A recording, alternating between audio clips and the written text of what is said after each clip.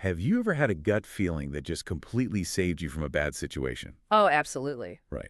Or maybe you just walked into a room, looked at someone you had never even met, and instantly knew they were bad news. Yeah, even though everything on paper looked perfectly normal. Exactly. Well, today's deep dive is into a bizarre, frankly fascinating 2007 philosophical text called Cultivate Telepathy. Cultivate telepathy. Yeah, and it claims that unexplainable gut feeling isn't just a glitch in your rational brain. It is a literal physical superpower. It's a really bold claim. It is. We have a single source today, which is a short essay written by an author named Xu Feng. And our mission is to decode how he blends, well, the laws of physics, multiple world religions, and some incredibly stark warnings to completely redefine what the word telepathy actually means. Right, because it's definitely not what you think of when you hear the word. No, not at all. Okay, let's unpack this, because if you were picturing someone holding their fingers to their temples to read minds, you have to throw that image out the window immediately. Yeah, so that science fiction definition is actually the very first thing the author strips away. Oh, thank goodness. I know, right? Telepathy, at least in this framework, has absolutely nothing to do with projecting your thoughts across a room or, guessing what number someone is thinking of. Right, no parlor trick. Exactly. Instead, the text grounds the concept in the most primal human connection imaginable. The author paints this picture of a baby recognizing its mother. A baby and a mother, okay. Yeah, the text states, and I quote, "Mom's voice is most pleasing and most secure. Moms will bring us safety, comfort, peace, luck, consolation, and hope." And the crucial part, the detail that really spins this whole philosophy into motion, is the actual mechanism of that recognition. Right, how it works. Exactly. The text says, babies know the voices of their mothers without thinking because they are capable of telepathy. Which is a massive reframing of the word. It really is. I mean, normally we would explain a baby recognizing its mother through biology, right? Yeah. Or just the physical exposure to her voice while in the womb. Sure, just basic science. But Su Feng explicitly labels that instinctual, non-thinking bond as the purest form of telepathy. And that maternal imagery is doing a lot of heavy lifting here. It really sets up the rest of his argument. How so? Well, think about it. A baby doesn't deduce that the mother is safe through some series of logical steps. Right, it's not running a background check. Exactly. It doesn't analyze her tone of voice or check her credentials. It simply feels the resonance of safety and comfort instantaneously. Wow, okay. The author is establishing that true telepathy is a state of knowing, one that operates entirely outside of the human intellect. Which is like having a spiritual homing beacon. Yeah, that's a great way to put it. You're not deciphering a complex message, you are just instantly locking on to a frequency that means home. Right. And what's wild to me is how the text scales this concept up. Like, it takes it from the nursery all the way to the cosmos. It really does. It takes this mother-baby dynamic and applies it to the most towering spiritual figures in human history. And the synthesis there is incredibly systematic. I mean, the text argues that to connect with these major figures, you have to employ that exact same infant-like telepathy. Could give me an example. So, for instance, it claims that lying in the arms of Jesus is like lying in the arms of our mothers, and we require telepathy to truly feel that safety. Wow. And then it brings in Buddhism, right? Yes, saying that holding the hand of Buddha Sakyamuni is like holding the hand of a mother because we know that the kind and merciful Buddha will lead us to happiness instead of evil. Emphasizing again that telepathy is the only way to feel this. Exactly, and the author doesn't stop there. Right. There's more. Following the Prophet Muhammad is likened to following our own mothers, specifically noting the protective energy of how he would risk his life to fight devils for us. Oh, wow. And listening to the teachings of Laotse is compared to absorbing the whispering wisdom of mothers. So it's hitting all the major bases. Yeah, for every single one of these distinct traditions, the text repeats the same fundamental mandate. We need telepathy to feel all this. It's a fascinating way to just flatten out thousands of years of dense theology. It really levels the playing field. Right. Xu Feng is essentially arguing that no matter which spiritual tradition you look at, Christianity, Buddhism, Islam, Taoism, the entry fee is identical. The exact same fee. The entry fee isn't studying ancient texts until your eyes bleed, or memorizing dogma, or engaging in intense theological debates. Thankfully. Yeah, the entry fee is just the ability to tap into that primal, unthinking instinct. What's fascinating here is the absolute elevation of instinct over intellect. Oh, say more about that. Well, in so many modern contexts, we view intellectual understanding as the highest possible form of spiritual or personal achievement. Right, like the more you know, the more enlightened you are. Exactly. We assume we have to comprehend all the intricate mechanics of the universe to be in harmony with it. But this text is saying something different. Very different. It suggests the intellect is actually a massive barrier. A barrier. Yeah. To access the safety, the wisdom, and the protection of these major spiritual figures, you have to bypass the thinking brain entirely. Because the thinking brain is the very thing that doubts the safety of the mother's arms. Precisely. The moment you start trying to logically deduce the merciful nature of the Buddha or the protective nature of Muhammad, you have lost the signal. You've completely disconnected. It's like you were trying to use an AM radio to catch a satellite television broadcast. That is a perfect way to visualize it. If you approach these vast spiritual concepts with pure logic, you are just using the wrong equipment. The wrong hardware Right. entirely. The author is insisting that the only channel capable of receiving this protective, guiding energy is this mother-like telepathic bond. Okay, that sounds incredibly beautiful and comforting, honestly. It does. The idea that you can just relax, trust your inner beacon, and be safe. But, and here is my big question. If connecting to this good motherly energy is as natural as a baby recognizing a voice, why is life so relentlessly difficult for so many people? That is the million-dollar question. Right. Why does a text like this even need to exist to tell us to cultivate it? If it's natural, shouldn't it just happen? Well, that tension is exactly where the author shifts from the personal, emotional experience of telepathy into the actual structural mechanics of the universe itself. Okay, structural mechanics. Yeah. If the first half of the text is about the internal feeling, the second half is about the external reality you have to navigate. And the explanation leans heavily into literal physics, which is so interesting to me. The author writes that the universe is built on a Taiji structure. Right, a Taiji structure. Can you explain what that is for the listener? Sure. So Taiji is a foundational Chinese cosmological concept. It's most commonly associated with yin and yang. Oh, okay, yin and yang, sure. It basically describes a supreme ultimate state of undifferentiated, absolute, and infinite potential. But crucially, it is a universe defined by an inescapable fundamental balance. But the text makes this balance surprisingly mathematical. Very much so. It explicitly states, and I quote, "The sum of positive and negative energies is zero. Zero. Therefore, the power of good, no matter how tremendous or pure it might be, is counterbalanced exactly by the power of evil." Which presents a highly deterministic view of cosmic balance. I'll say. I mean, in this framework, good and evil aren't just moral choices that humans make. They are literal, quantifiable forces that are structurally required to cancel each other out to maintain the zero-sum nature of existence. Wow. You literally cannot have a universe of pure good because the math wouldn't balance. It's Newtonian spirituality. Yes, exactly. The author basically borrows Newton's third law of motion and applies it to the human soul. Right, for every action. There is an equal and opposite reaction.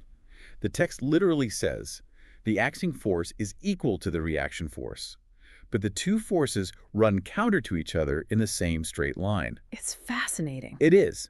If you push against a wall, the wall pushes back with the exact same amount of force. Yeah. But here, the wall is the universe itself. Right, and taking that a step further, think about the momentum required to change your life. Okay, tracking with you. If you are accelerating toward the good, you are generating massive spiritual momentum. And according to the author's strict physics, that momentum cannot exist in a vacuum. Right, it has to hit something. It must be met with an equal and opposite frictional force. So what does this all mean for the person just trying to live a good life? Well, it changes everything. Because there's a quote in the text that actually made me stop reading and just stare at the wall for a minute. Oh, I think I know which one you're talking about. It says, "The greater your determination to find a way to the heavenly kingdom, the larger resistance you will encounter." Yeah, that's the one. That is both terrifying and deeply validating at the exact same time. Validation is a great word for it because it comes from removing the element of surprise or unfairness from human suffering. Right. We so often operate under this assumption that if we are doing the right things, being kind, working hard, seeking spiritual growth, life should naturally get easier. And when it doesn't, when we face massive resistance, our immediate reaction is usually, "Oh, I must be doing something wrong." Or we assume the universe is actively punishing us. Exactly. Think about the last time you tried to start a new healthy habit. Oh boy. You decide to start going to the gym and eating better, And that very same week, your car breaks down, you get an unexpected bill, and you have a huge fight with a friend. It always happens like that. It feels like a punishment. But if we connect this to the bigger picture, this cosmology completely normalizes that exact scenario. How so? That cascade of problems isn't bad luck, and it certainly isn't a sign of failure. It is a physical guarantee of the universe reacting to your positive trajectory. Oh, wow. So it's a good thing. Well, it's a necessary thing. You are facing resistance precisely because you are moving in the right direction. The friction proves you are generating speed. Okay, understanding that friction is a law of physics makes it a lot easier to swallow. Right. But what does that evil resistance actually look like when you walk out your front door? That is where it gets very practical. Because abstract Newtonian forces are one thing, but the text gets uncomfortably specific about where this resistance comes from in daily life. It really does. It provides a literal list of people that you need to avoid if you want to protect your telepathy. And that list is arguably the most revealing part of the author's overall philosophy. I would agree. The warnings begin with a harsh caution against wise people and people practicing magical arts. Wait, what? Yeah, the text states that these individuals are probably the mouthpiece for devils. That is a massive record scratch. Wise people is a really unexpected group to put on a spiritual danger list. It goes against almost everything we're taught. Usually, seeking out wisdom is the entire goal of a philosophical journey. But here, they are grouped alongside practitioners of dark magic. And the author continues the warnings, stating, you must watch out for people capable of communicating with psychic energy. Okay, psychic energy. Because they will confuse your soul and bring you into a puzzling and chaotic world. And then it shifts to emotional warnings too, right? Yes. Advising the reader, you must beware of those who speak insolently, because they are sons and grandsons of devils. Sons and grandsons of devils. Wow. And finally, you must keep a distance from those consumed by jealousy, because they have an ugly soul. Okay, so wise people, psychics, insolent people, and jealous people. All of these warnings culminate in a single definitive directive. What is that?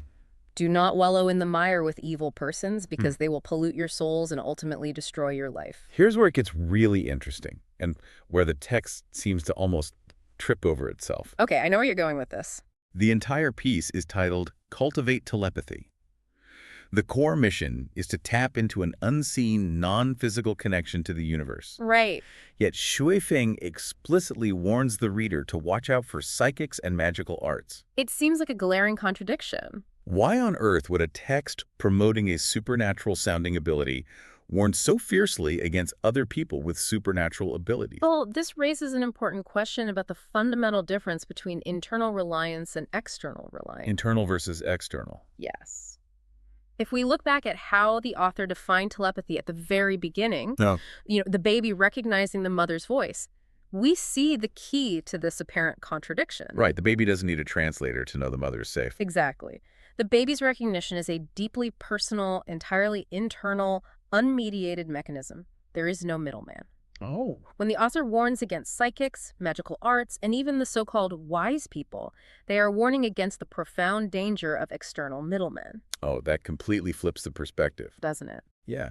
If you go to a psychic to tell you your future, or you rely entirely on a wise guru to give you a roadmap for how to live, you are outsourcing your intuition. You're taking that internal compass and handing it to a total stranger. In this framework, outsourcing your spiritual agency is the most dangerous thing you can do. Yes. The author believes that anyone claiming to have special external access to the spiritual realm, or anyone offering to decode the universe on your behalf, will only confuse your soul. True telepathy is fiercely internal. It is your own direct, unhackable line to the divine. It's incredibly relevant to how we live today. I mean, we live in an era where outsourcing our instincts is basically a business model. Oh, it's everywhere. We have life coaches, hustle culture gurus on social media, astrology apps telling us when to make big decisions. Right. We constantly look for external experts to validate our choices.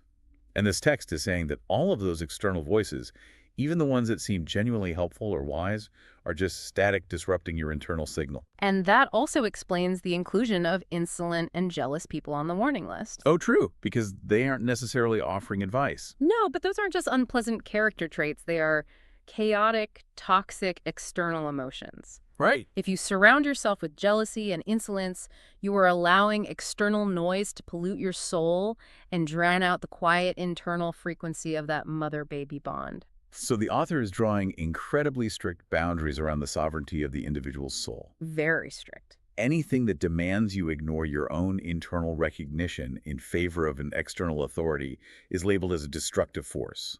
Or, as the text bluntly calls it, a devil. And honestly, the logic holds together remarkably well within its own boundaries. It really does. If the universe is a zero-sum game of immense push and pull, and your only navigation tool is this unthinking primal instinct, then protecting that instinct from external corruption becomes your single most important duty in life. Which brings everything into focus for the closing mandate of the text. The big finale. After laying out this grand vision of universal mothers, religious icons, the zero-sum physics of good and evil, and the very real dangers of the people around us, Xu Feng leaves the reader with one final instruction.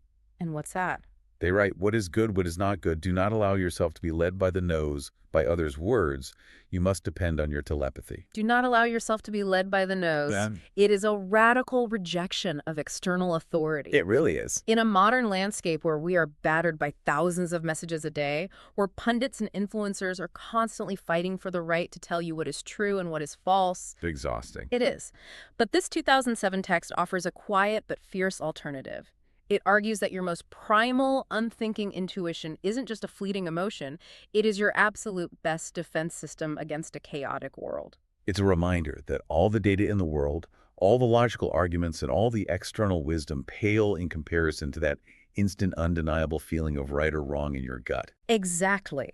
The ultimate takeaway is that if we can just clear away the noise, stop trying to over-intellectualize our existence, and accept the natural Newtonian resistance of the universe without letting it corrupt us, Right. well, then we don't need to go searching for answers. We already possess the equipment to navigate life safely. We just have to tune into the right channel. It is an incredibly empowering thought to realize you might already have the ultimate compass built right in. It is. But, and there's always a but, it also leaves you with a pretty massive question to chew on long after this deep dive ends. Oh, what's that? Well, if cultivating this telepathy requires us to completely bypass our thinking, rational brains, to find the truth, how do we ever reliably distinguish between genuine spiritual intuition and our own unexamined biases? Oh, that is a tough one. Right. Where is the line between a profound, divinely guided gut feeling and just seeing exactly what we want to see because it's comfortable? It's a fine line. It's something to think about the next time you feel that sudden pull toward or away from a person or a situation. Do you analyze it, or do you just let yourself be the baby, recognizing the mother's voice?